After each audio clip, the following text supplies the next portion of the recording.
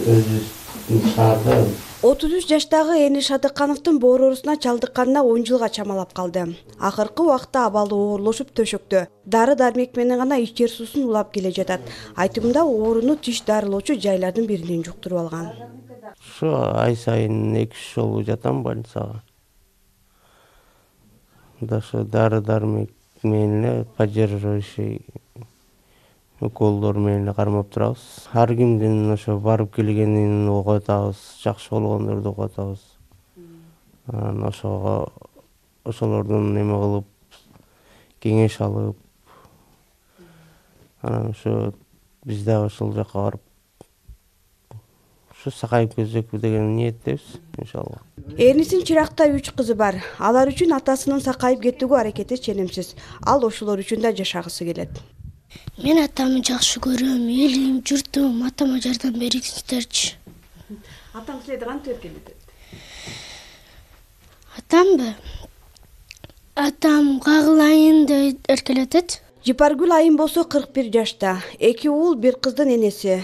Оору шайын алып шалдырап калса да, жашоо үчүн күрөш дары-дармектер менен уланып келет. Дарттын дабасын издеп барбаган жери жок. Качан гана боорун алмаштыруу керек экендигин айткандан кийин каражатты кайдан табам деп аргасыз олтуруп калды.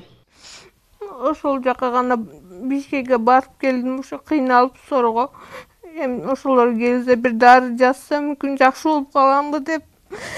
Алар документтеримди көрүп эле пересадка деди, лечение тебе не помогает деп койду.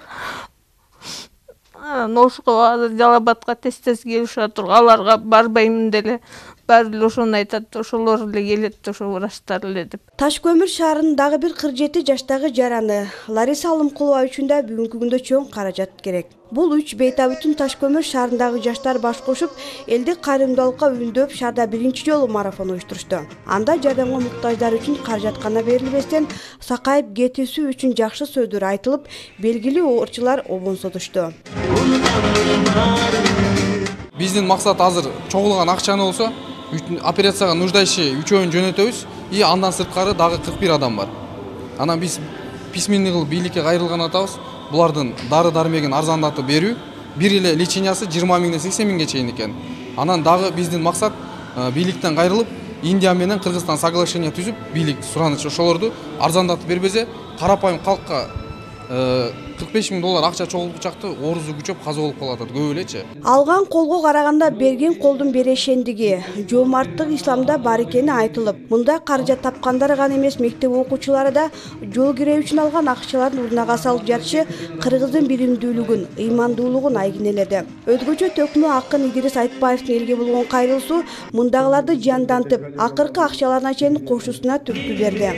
Ачык колдор, мээримдүү жүрөктөр бирикти. Ооруп аткан адамдар, жан дүйнөдүн гүлдөрү солуп аткан адамдар, айыгып кетсин мына деп жардамын берип турушкан, тапканын берип сунушкан, убакытын бөлүшүп атайлап бүгүн жумуштан. Марафон бир гана каражат жыйноо менен чектелбей, 500дөн ашуун адамдын колу коюлган кайрылуу менен өзгөчөлөндү. Кыргыз өкмөтүнө жогорку кеңешке жолдонгон кайрылууда 3 жагдай эске алынса жакшы болору көрсөтүлгөн. Ошо 3 маселе коюлган. Эми бул дарт өтө оор, анан кийин биринчи маселеси ооруну алдын алуунун күчөтүү, жана экинчиси гепатитке каршы дарыларды арзандатуунун жолдорун издөө, анан үчүнчүсү чет мамлекетке